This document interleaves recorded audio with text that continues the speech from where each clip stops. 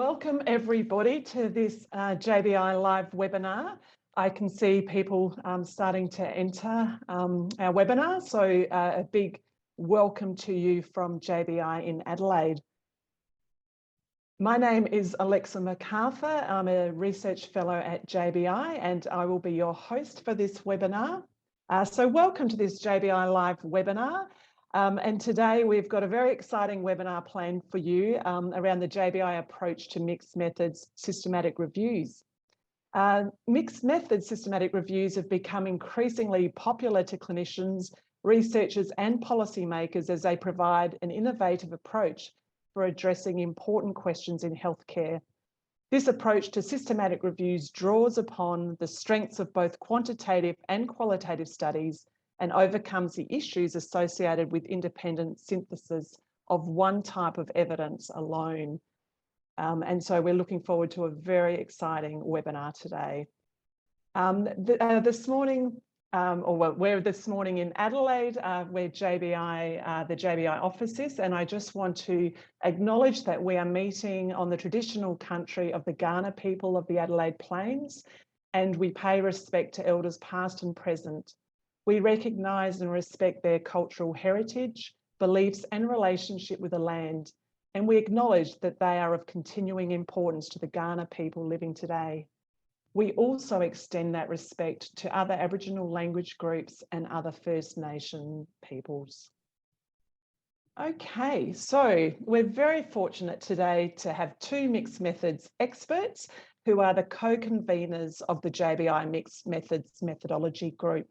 And are also colleagues of mine and good friends. So Dr. Lucy Lizarondo is a research fellow in the implementation science team at JBI, and her area of research is around improving the quality and safety of healthcare practices through evidence synthesis, transfer and implementation. Her current role involves developing methods for evidence synthesis and working closely with clinicians to implement best practice and evaluate changes in practice behaviour and outcomes. And our second presenter is Dr. Cindy Stern, who is a Senior Research Fellow at JBI in the Synthesis Science team, and she is also a member of the JBI Adelaide Grade Centre. Cindy is also a Senior Associate Editor of the JBI Evidence Synthesis Journal, and she has contributed to the field of evidence-based healthcare for over a decade in the areas of evidence synthesis, evidence implementation, and evidence transfer. And so welcome Lucy and Cindy, and we very much are looking forward to your presentation. So Cindy, I'll just allow you now to share your presentation. Thank you, Alexa, for that very warm welcome. I'm not sure on the word expert, maybe a mixed method enthusiast. I think I'll go with that. So welcome everybody from wherever you are and whatever time of day it is. My name is Cindy, as Alexa said, and I'll be presenting the first half of the seminar, and then I'm going to hand it over to Lucy. And hopefully we'll have some time for some comments and questions after. So as Alexa mentioned, please do post your comments and questions within the facility. So before we start, I want to disclose a few things. So Lucy and I are both co-conveners of the JBI Mixed Methods Methodology Group, which this presentation is largely based on. We are both members of the JBI Scientific Committee, which is responsible for providing oversight to the methodological development for all JBI methodology groups. I'm also an editor of JBI Evidence Synthesis, which is a JBI journal that publishes protocols and reviews that follow this approach. So we are presenting on behalf of the JBI Mixed Methods Methodology Group. So I want to acknowledge all past and present members and thank them for their contributions. So I'm going to start the presentation by providing a bit of an introduction to mixed methods to really set the scene and introduce a few key concepts in this area. Then I'll provide an overview to the JBI approach to mixed methods systematic reviews, and then I'm going to hand over to Lucy, and she's going to walk through a review that she's recently been involved in, and then she'll end with outlining some of the common pitfalls or some of the issues that we are starting to see in reviews that are following our methodology. So before we get started, there are a few important clarifications I want to make. So when many people think of mixed methods, they tend to think of mixed methods in the context of primary studies. So that is primary studies which encompass different or diverse types of research. This presentation is focused at that systematic review level, which may include primary mixed method studies, but also other types of primary study designs. So there are different terms used in the literature to describe this process of synthesis. Some of these I've outlined here, but for ease of clarity, we prefer to use the term mixed method systematic review. I also want to point out that while mixed methods research can encompass diverse types of evidence, such as quantitative evidence, qualitative evidence, and textual evidence, our current guidance focuses exclusively on quantitative and qualitative evidence.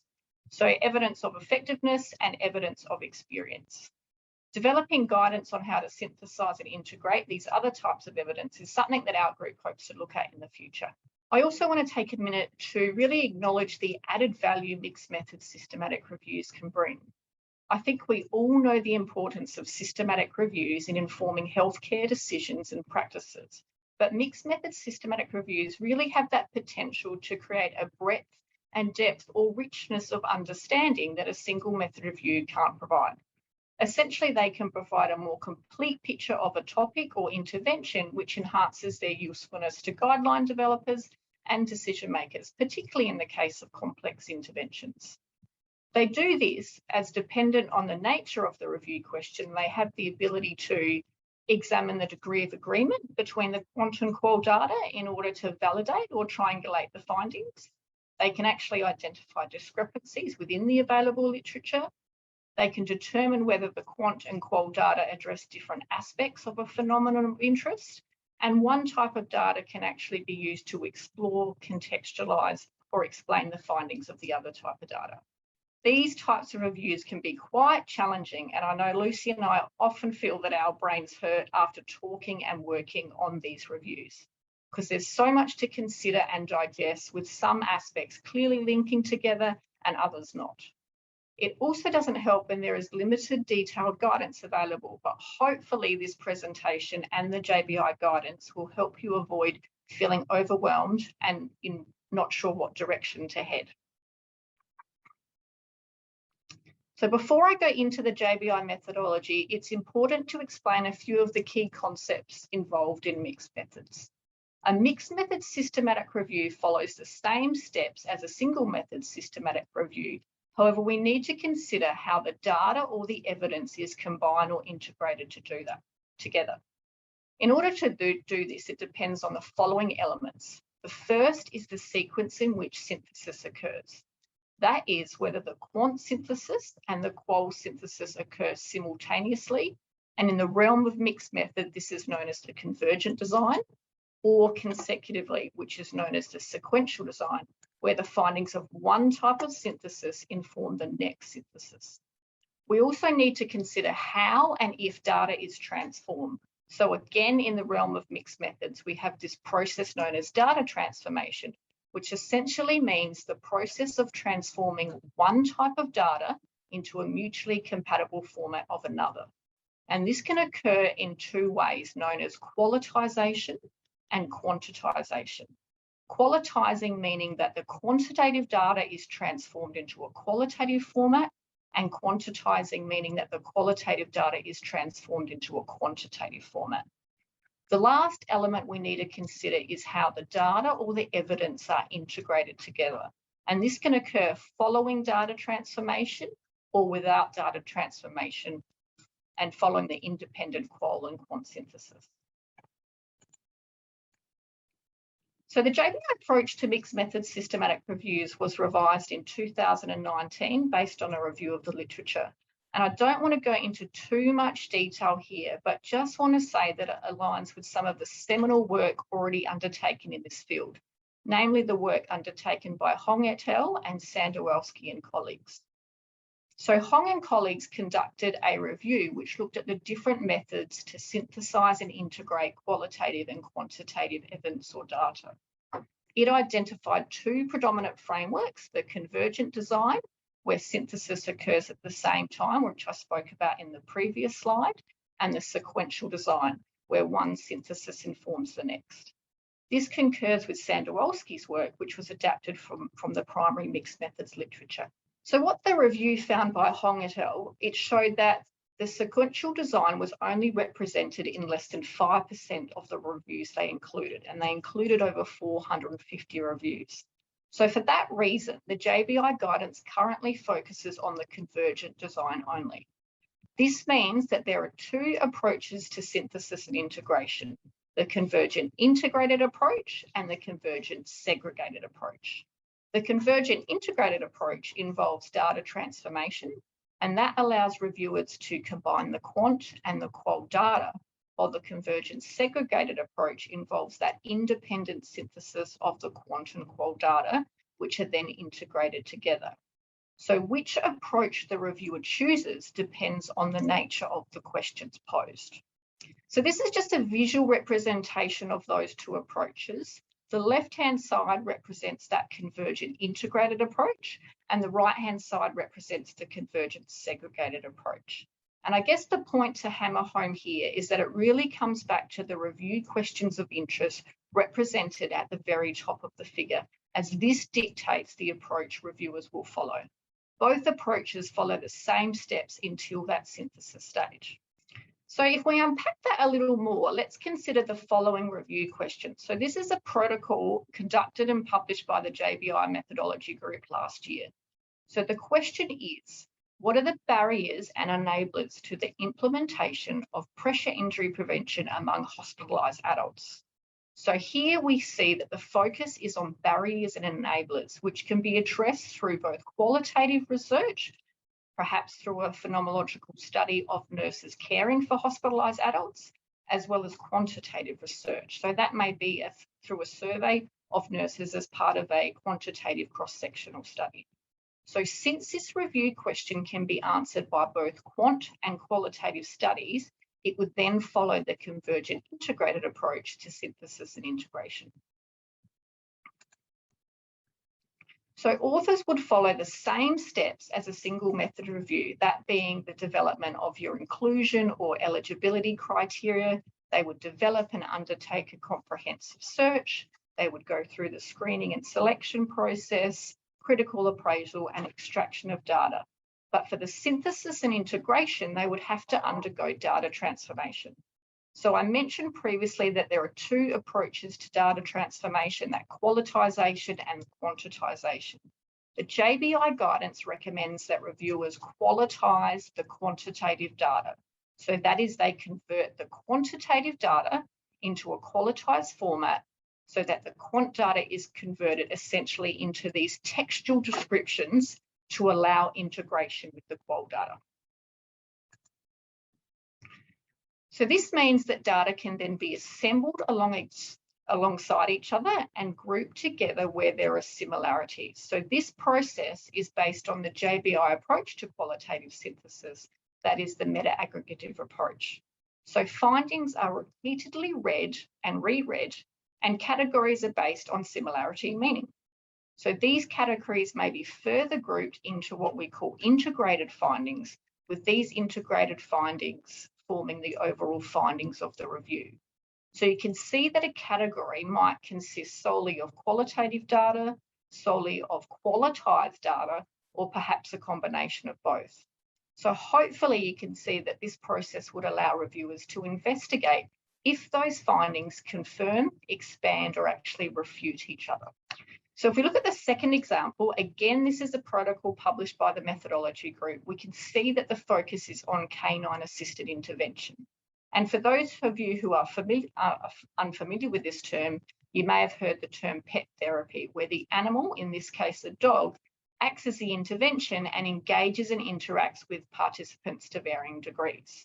So within this protocol, there are two questions posed. The first is, what are the experiences of older people residing in long-term care facilities who receive these interventions?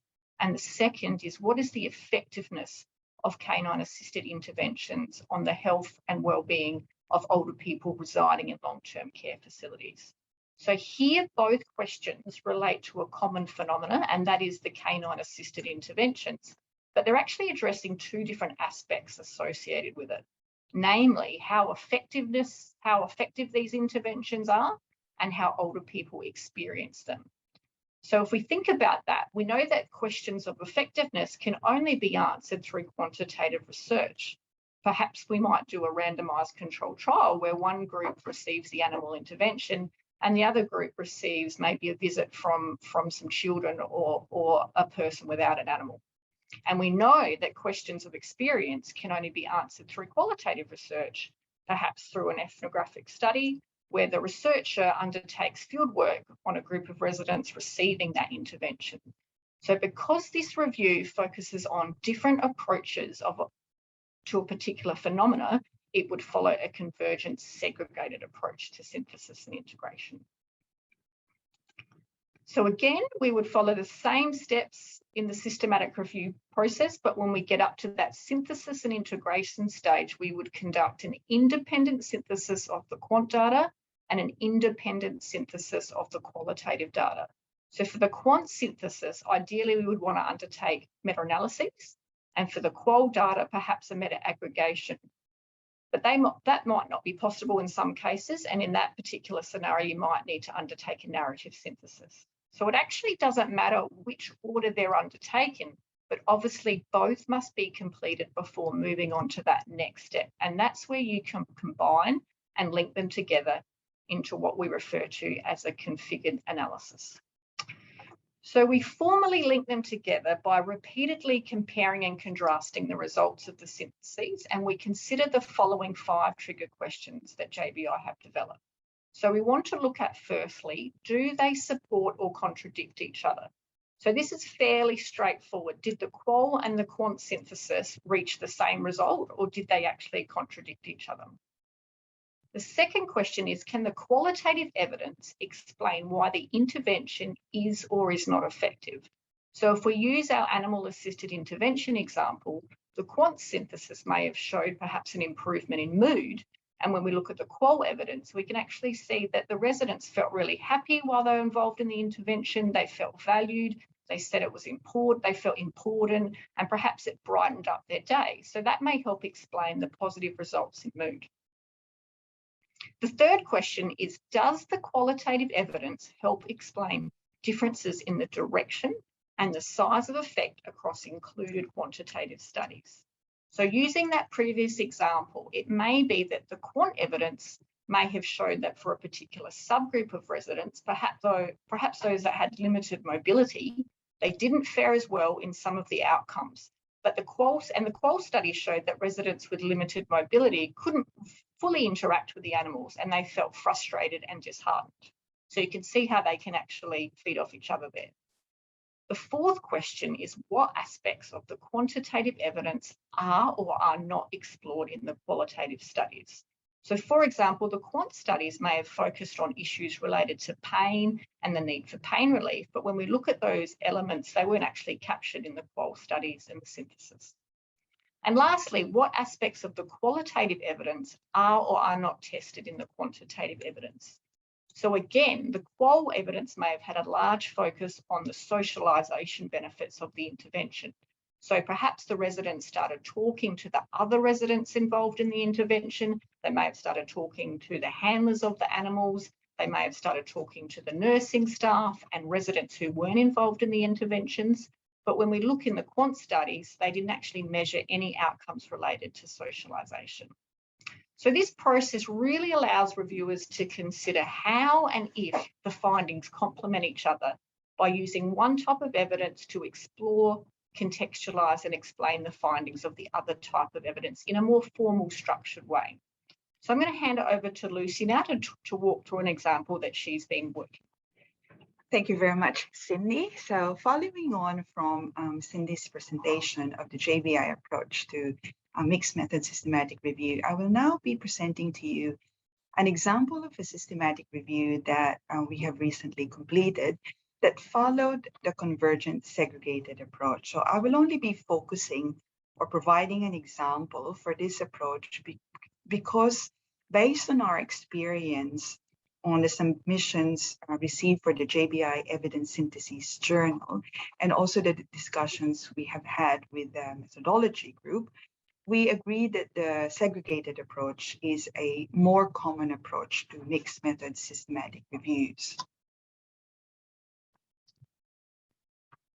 So our systematic review, which we have just completed, actually has been accepted for publication, focused on the clinical supervision and its impact on organizational outcomes. So we published a protocol last year.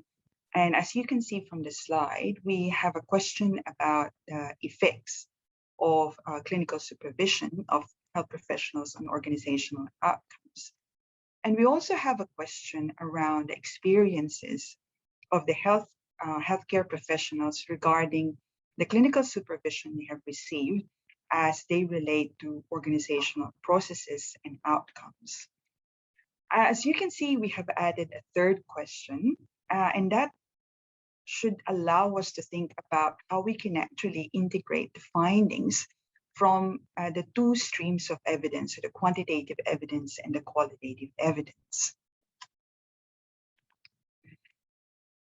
So as with any type of systematic review, you set your eligibility criteria.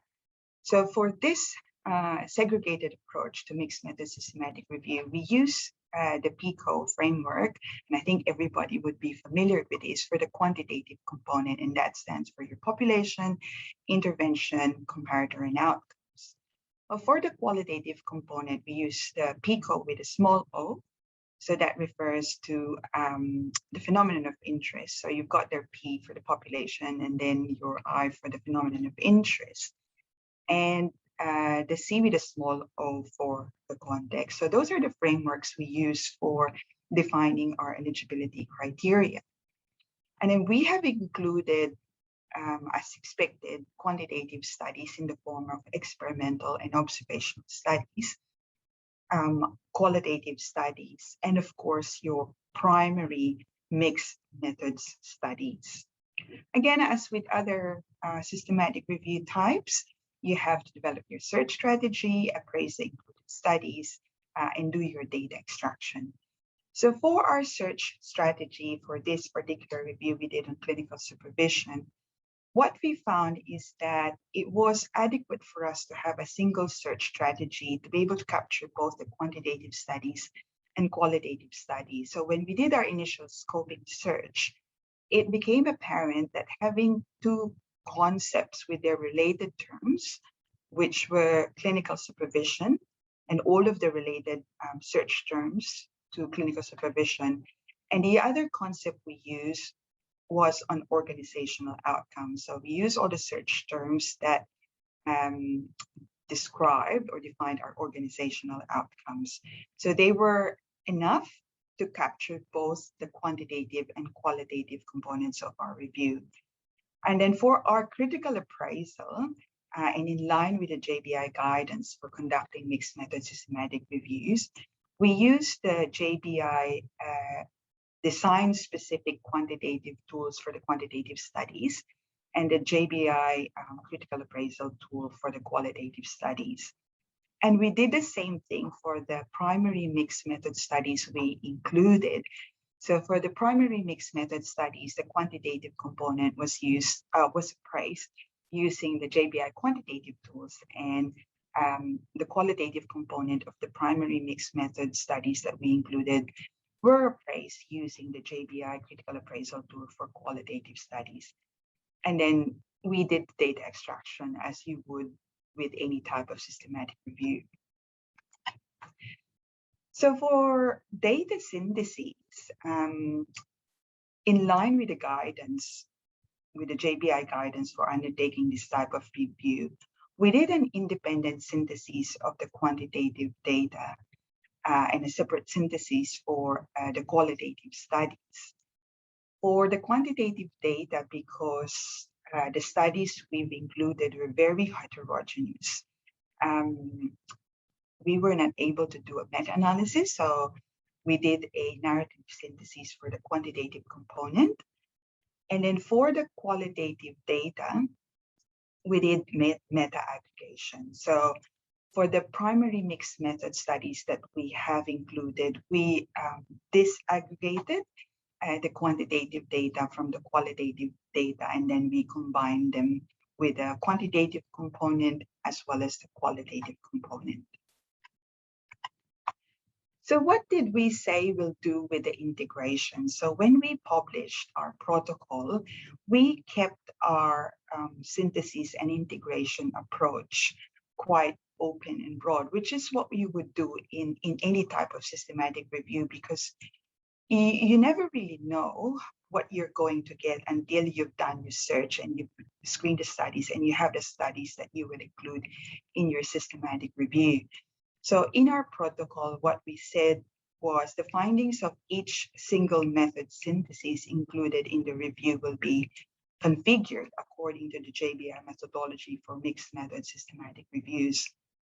And then that will then involve the quantitative evidence and qualitative evidence being juxtaposed to each other. And then we'll organize them or link them into a line of argument to produce an overall configured analysis. So that's quite a broad approach or open approach on how we thought at that time we're going to do the synthesis and integration. And we aimed to use these trigger questions, which you would have seen from Cindy's presentation earlier. So when we thought about doing this systematic review, because we're doing the segregated approach, we thought these trigger questions will help us integrate the quantitative evidence with the qualitative evidence. But what have we actually done with the integration?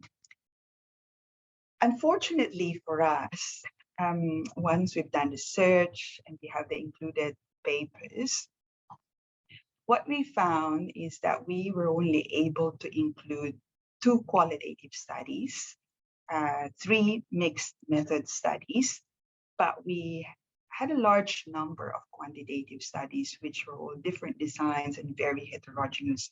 So we had 27 quantitative studies. So there wasn't much data we could pull out from the qualitative side of things. We've done our scoping search as you would in any type of review. We've done a scoping search at the start, and we knew back then that we will be able to find studies for mixed method systematic review. But once we've completed the search and screening, we only found a few qualitative studies and few mixed method studies, unfortunately, even though we have a huge number of quantitative studies, which meant that we were only able to do very limited analysis and integration. So what we were able to do was to, after we've done the quantitative synthesis and qualitative synthesis independently from each other, we examined the results from the quant and the findings from the qual, examine them for convergence or divergence, whether the results and findings actually agree with each other or whether they contradict each other. And we've also examined whether there were aspects of the quantitative evidence that were not explored in the qualitative studies and vice versa. So that's quite limited in terms of what we were aiming to do. And that's because of the nature of the studies that we managed to include in our systematic review. So the next slide just shows you a snapshot of the findings and the results we have from the 2 streams of evidence. So we looked at burnout, staff well-being, job satisfaction, job retention, and workplace environment. So I don't really expect you to read all of the results and findings, but what we found is that they actually agree with each other. And so this is just a summary of what we've actually done with the integration. So we look at the unique points in the quantitative side of things, and then we look at the unique points in the qual, and also if there are overlapping points. And so what we were able to conclude from that is that the findings from the qual are actually quite similar to the results of the quant. So they confirm each other, they agree with each other. So that what we found was that effective or adequate clinical supervision actually leads to lower burnout, facilitates staff retention, and greater job satisfaction. And when there is inadequate supervision, what others have called ineffective supervision, then that can lead to stress and burnout. So in terms of the integration, while it's quite limited in terms of the analysis or integration we can do because of the nature of the studies that we've included, what that meant for us was that we were able to identify a lot of the gaps in the literature. So we found that there are a lot of gaps in terms of clinical supervision and its impact and how people experience it in terms of organizational outcomes. And that in itself is a really important outcome for this systematic review. And this kind of scenario, I don't think is uncommon. In fact, for those of you who have done a mixed method systematic review in the past, you can perhaps share your experiences with us, because this is really not an uncommon experience for those who are doing a mixed method systematic review. We're actually also doing, currently doing, before I proceed to the next one, we're also currently doing another systematic review, which Cindy presented earlier around animal-assisted interventions. For that review, it's a different scenario again, where this time around we have lots of quantitative studies as well as lots of really rich stories from the qualitative studies. So hopefully this time around, because of the richness of the data we were able to capture and extract from the qualitative studies, we'll have a better story to tell on how we actually married them up, like the quant evidence with the qualitative evidence.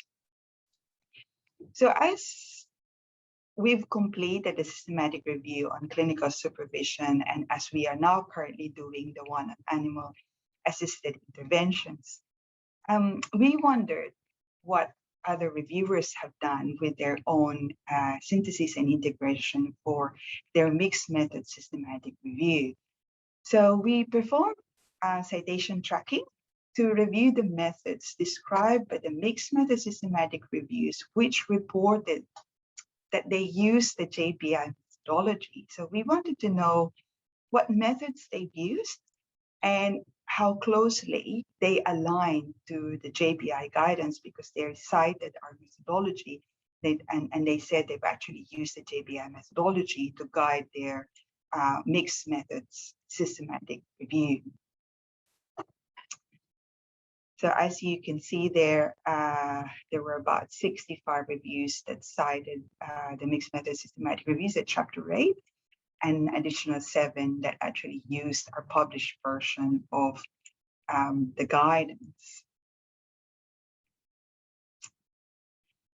So from reviewing the methods that they've described in their published mixed method systematic reviews, we were able to identify some common issues or common pitfalls when we tried to align them or review them against the JBI methodology for undertaking this type of systematic review. So we've identified 4, and I'm going to go through each of these pitfalls in my presentation. So the first one we've identified, and perhaps the most important, is the lack of integration between the quantitative and qualitative evidence.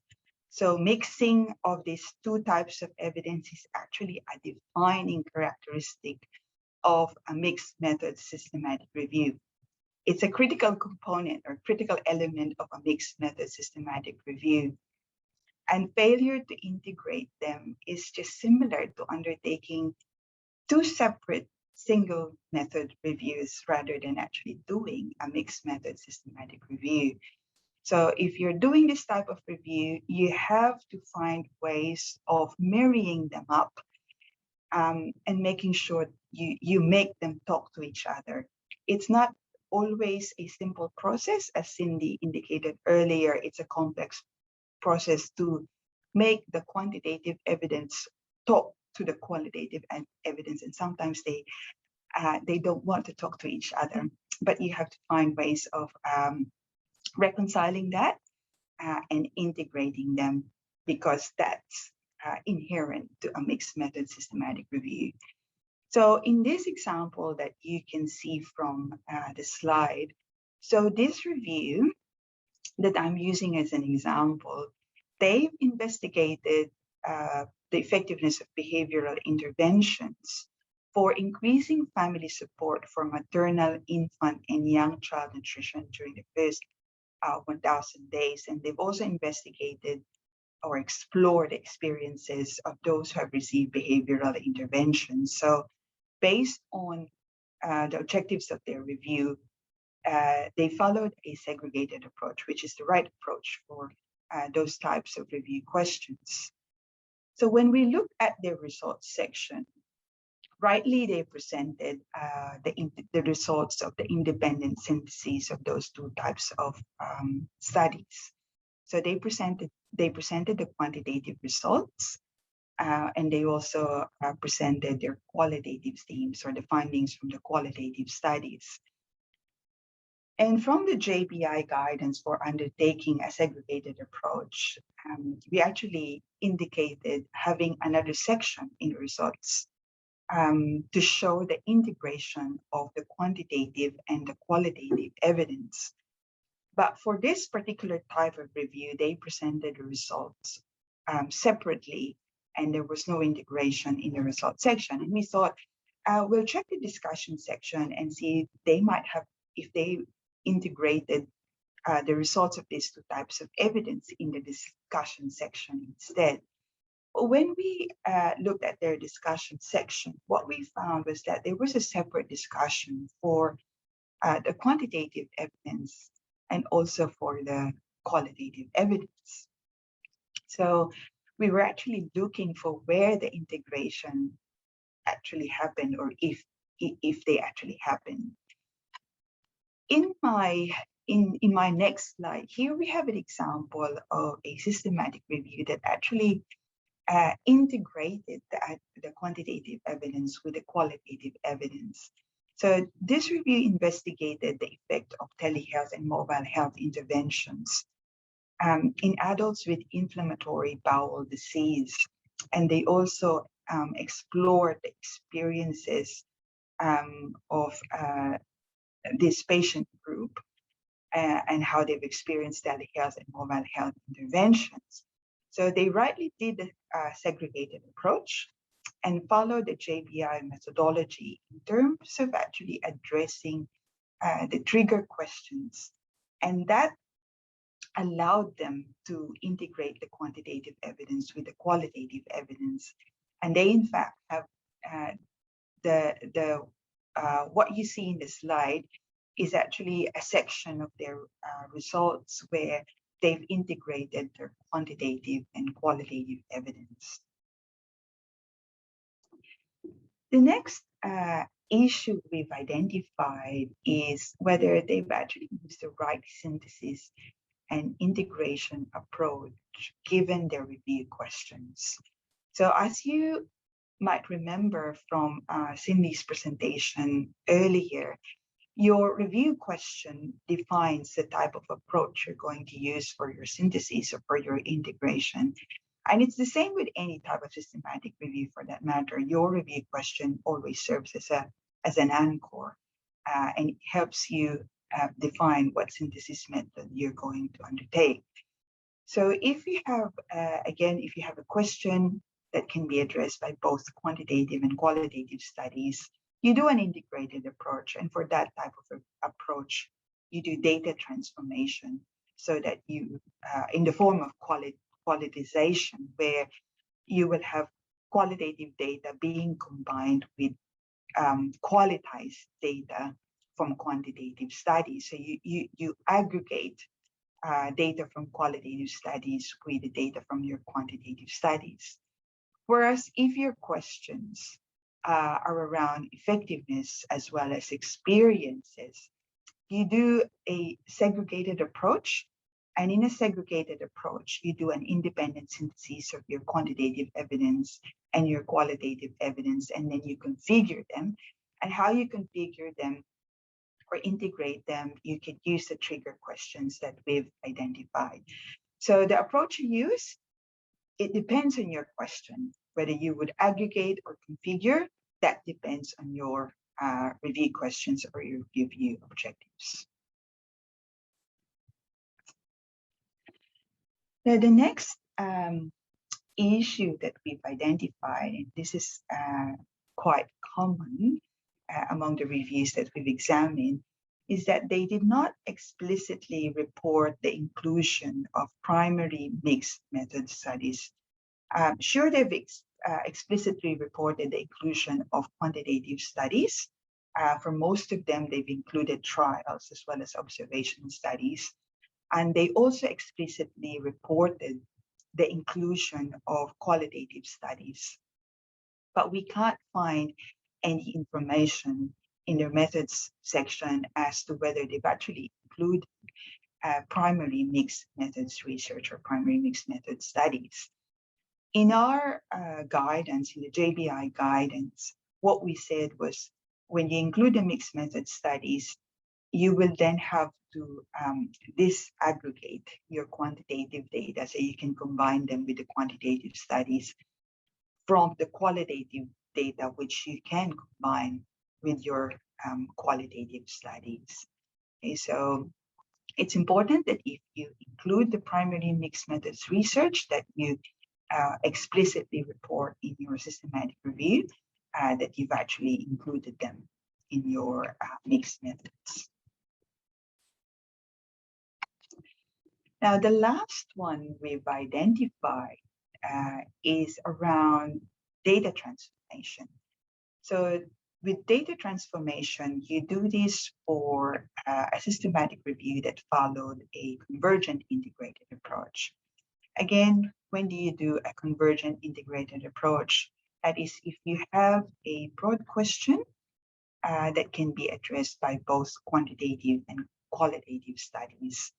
And if you're doing that, what we said in our guidance is you transform quantitative data into qual by doing a process called qualitizing or qualitization. And that would then allow you to mix or aggregate quantitative data with qualitative data. So if you draw your attention to the right side of the screen where I have the text there, what this review has done, which I find quite interesting. So they said, wherever possible, meta-analysis was used to convert qualitative data into a numerical format for quantitative syntheses. So in there, what we said in the JBI guidance is to qualitize quantitative data. And here you see that they actually proposed, but they did meta-analysis to convert qualitative data. And if you look further on the left side of the screen where I have the text, so they said they used a convergent integrated approach, which is the right approach given their systematic review question.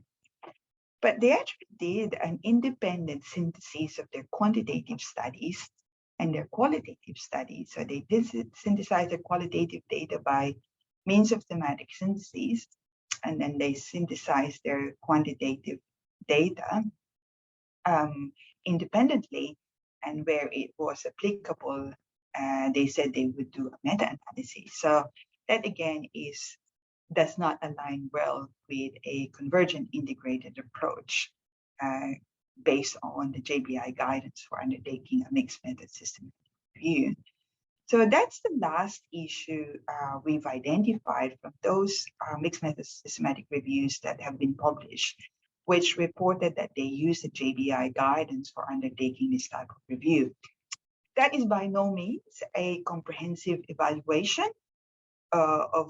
the mixed methods reviews that have used our approach. But we have had this discussion within our methodology group that in the future, we are going to conduct a more formal evaluation of these reviews and analyze their adherence to the JBI methodology if they said they used the JBI methodology. In the meantime, if you will be undertaking a mixed method systematic review, our guidance for undertaking this type of review is freely available, and it's part of the JBI manual for evidence synthesis. So chapter 8 of that manual corresponds to the mixed method systematic review. So that's freely available. If you want further information of how to conduct this type of reviews, you can refer to this manual. And that's actually the end of our presentation. So if you've got any questions for us, please feel free to use the Q&A function or even the chat function. And I will invite Cindy over again to answer some of your questions. Thank you so much, Lucy and Cindy. And yes, we do have some questions. I really like the way that you've helped to really unpack, you know, as you said in those first few slides, what is a really complex area in systematic reviews, but really trying to unpack that to make that, you know, to make more sense for people. So I do have some questions for you. So see, here's one. Is there a minimum number of studies for including, you know, your quantitative or your qualitative or your mixed method studies when doing this type of review? And will it affect the overall syntheses if you have a very limited number of studies? Yeah, yes, there will.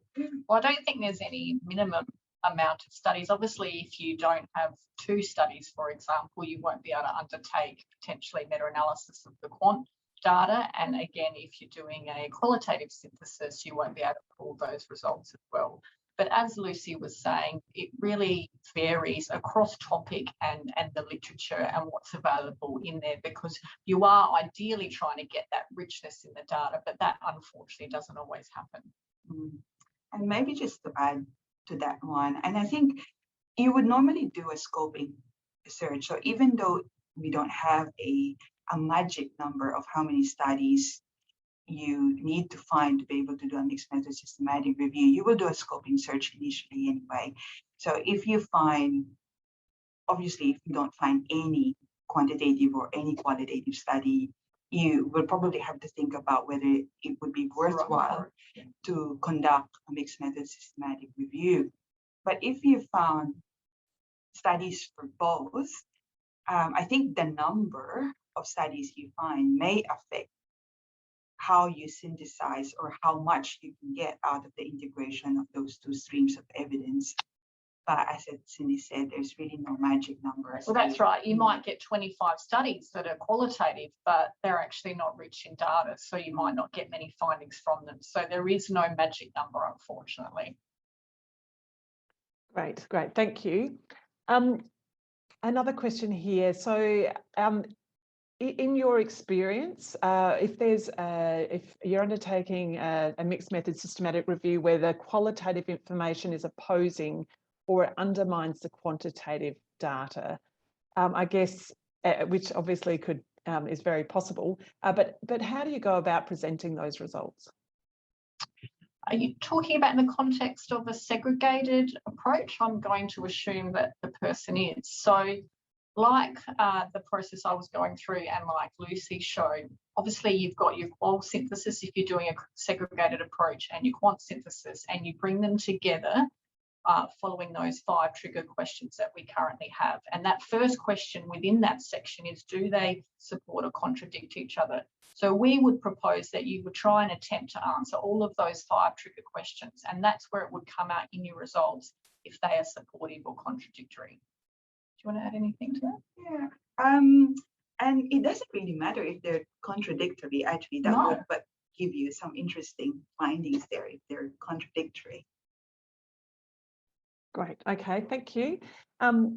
Another question. So in terms of the convergent segregated approach, I'm struggling to distinguish this approach with the separate conduct of an effectiveness systematic review using quantitative data and then an experience, systematic review using qualitative data.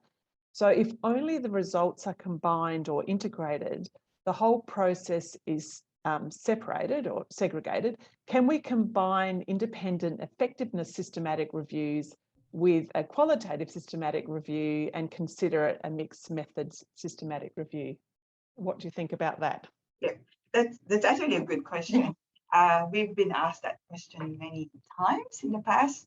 So obviously, if you're doing an effectiveness type of systematic review and present it as it is, we can't really call it a mixed method systematic review unless you combine the findings of the qualitative systematic review.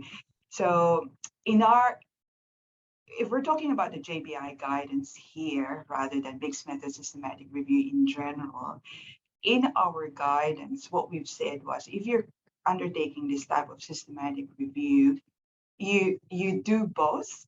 You do a quantitative systematic review, you do a qualitative systematic review, and then you integrate the findings of the quant and the qual. In an ideal setting, what we're hoping to achieve with that is you use your one type of evidence, and typically you use your qualitative evidence to explain or explore the findings of your quantitative evidence. And hopefully that would give you the full story of whatever it is that you're trying to investigate.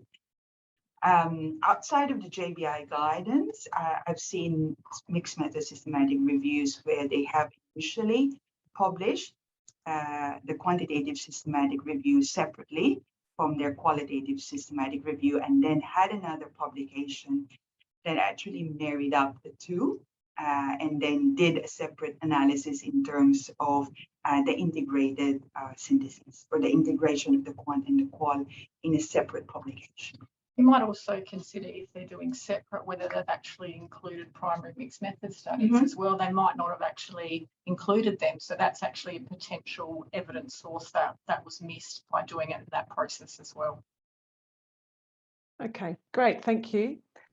One more question here. What is the best way to qualitize the quantitative data if quantitative data in the included paper is only presented in tables, for instance? Good question. We're going through that process at the moment in terms of the best way or providing more detailed description on how to transform the data. If you've already looked into the literature, there is very limited guidance on actually how to do that. So the animal assisted review that we're working on now, we're actually going through that. So our ideal scenario is that we would develop some kind of paper as a result that really goes through that process. It's a little bit hard to kind of go through it now in not too much detail, but please do watch out for a paper that the group will develop, and we'll also include some further guidance in our chapter in the JBI manual as well. So it is a difficult process, and again, it does come back to what data is available and the richness of the data, but it is a tricky process to do. Yeah. And to add to that, if you, because sometimes it depends on what quantitative data you find. There are some quantitative data that are can be easily qualitized, I guess, whereas other quantitative, it's about how much information to include. Right. So it's a little hard to provide prescriptive guidance here, but it's a very tricky part of the process. But if you would like to get in touch with us and maybe share with us some of the quantitative data, we might be able to provide some input on how you could potentially qualitize. Yeah, thanks. And just going on from that one too, and in part you might have answered this, but just a question about what was the basis for recommending to qualitize data in the integrated approach versus quantitizing data? when we looked at the literature, we kind of made a call that qualitising quantitative data seemed to be less error prone. So there are different methods to qualitise and quantitise data. And we felt that this was probably the most straightforwardest approach to do. But again, like the previous question, it isn't as straightforward as you'd like it to be. So we decided to go with that approach purely based on that rationale. Okay. And this one might not, this might be for another webinar, but there's a question here. Would all of the principles presented here for a mixed method systematic review also apply to a scoping review in regards to using segregated versus integrated, qualitizing quant data, etc., noting the different purpose of this type of review? I probably cannot comment on how this, because I probably won't comment on how different or similar it can be for a scoping review. Yeah. I can say something confidently if it's only specific to a mixed method systematic review, but again, because the scoping review is definitely a different type of review from a mixed method systematic review. But we might talk about our protocol, the barriers.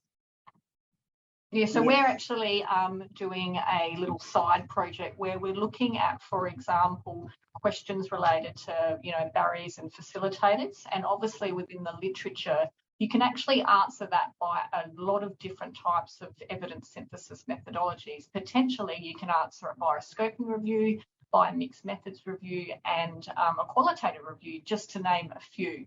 So what we're intending to do is to scope the literature to see what types of methodologies actually answer these questions, and then maybe hopefully we can inform future guidance on what approach to take in terms of those questions. I mean, we can do a scoping systematic review, but we'd rather leave the scoping review guidance or methods to our experts today to answer those questions around scoping review. Yeah, and we would guide to participants to go to the scoping review methods chapter in the JBI manual for evidence synthesis. So thank you very much for what has been a really interesting webinar and lots of really interesting questions. Thank you so much, Cindy and Lucy, for giving of your time, and to participants for attending. I just want to highlight that coming up on the 20th of October is our next JBI Live webinar, which actually coincides with the World Evidence-Based Healthcare Day. And the presenter and the time for this webinar is to be confirmed, but it will be a very interesting webinar. And if this is something you haven't heard about, please follow our social different campaigns, and you'll find out more about World Evidence-Based Healthcare Day, because it's really a great day to be involved in, with lots of different ways to get involved. So thank you so much to everybody for joining us today. Please go to visit our JBI website for further information about JBI and our different offerings, our short courses, and all of our webinars can be found on our JBI YouTube channel. And this mixed method systematic reviews webinar will be available in the coming week. At the completion of this webinar, you will be sent a link for an evaluation. If you can please just take a few minutes to fill that out, we'd really appreciate that. So thank you everyone for joining us and for your time today, and take care and have a great day. All right, bye.